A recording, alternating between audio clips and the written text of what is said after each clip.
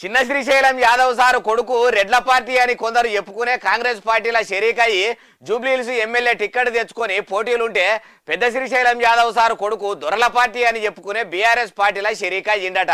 BC బిడ్డలు అగ్రవర్ణాల ఆశీర్వాదాలు తీసుకొని బీసీల కోసం ఏం న్యాయం చేయబోతుర్రో ఏం కథనో అరుచుకుందాం పాండ్రి. అగో మెడలోంచి మెడల కేటీఆర్ సార్తోని కండువాగా అప్పించుకుంటున్న ఈ సారు పెద్ద శ్రీశైలం యాదవ్ సారుల కొడుకు, పేరు గౌతమ్ యాదవ్ సారు. మరి కాంగ్రెస్ పార్టీలో ఉండి ఎమ్మెల్యే అభ్యర్థిగా చిన్న శ్రీశైలం యాదవ్ సారుల కొడుకు నవీన్ యాదవ్ సారు పతేరా చూపెట్టుకోవట్టే. పెద్ద శ్రీశైలం యాదవ్ సారు కొడుకును అయినా నేను ఎందుకు నా పతేరా చూపెట్టుకోవద్దు అనుకున్నాడో ఏమో గాని పోయి కేటీఆర్ సార్తోని ఇట్లా కండువాగా అప్పించుకొని కార్ల ఎడమకాలు పెట్టి బీఆర్ఎస్ తీర్థం కడుపార దాగిండట. హైదరాబాద్ పట్టణంలో యాదవులు అంతా ఒక్కటే. ఒక హైదరాబాదే కాదు, రాష్ట్రం మొత్తం మీద యాదవులు ఒక్క మాట మీదనే ఉంటారు, ఒక్క పట్టు మీదనే ఉంటారని సదరు సమ్మేళనాలు పెట్టుకుంటా కుల సంఘం మీటింగులు పెట్టుకొని యాదవుల ఐక్యత కోసం పోరాటం చేస్తున్నాము, ఆరాట పడుతున్నామని చెప్తుంటారు.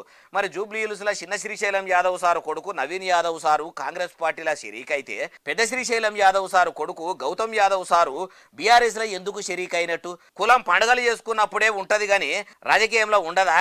ఇట్లా యాదవుల బిడ్డలైన వీళ్ళల్లో ఒకరు రెడ్ల పార్టీలో చేరి రాజకీయం చేస్తుంటే, ఇంకొకరు దొరల పార్టీలో చేరి పాలిటిక్స్ నడప చూస్తుంటే గడ్డ్యాం గాలినా సరే పాలుని దుడ్డమేయొద్దు అన్నట్టే అనిపిస్తున్నదట.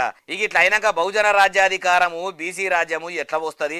విభజించు పాలించు సూత్రాన్ని దొరలు రెడ్లు అమలు చేస్తుంటే అర్థం చేసుకోకుండా బీసీలు కూడా ఇట్లా బీఆర్ఎస్ కాంగ్రెస్లను అనుసరిస్తుండ్రా అంటే ఏమో ముంగట ఎరకైతుంది అంటుర్రు ఈ ముచ్చటిన్నోళ్ళు.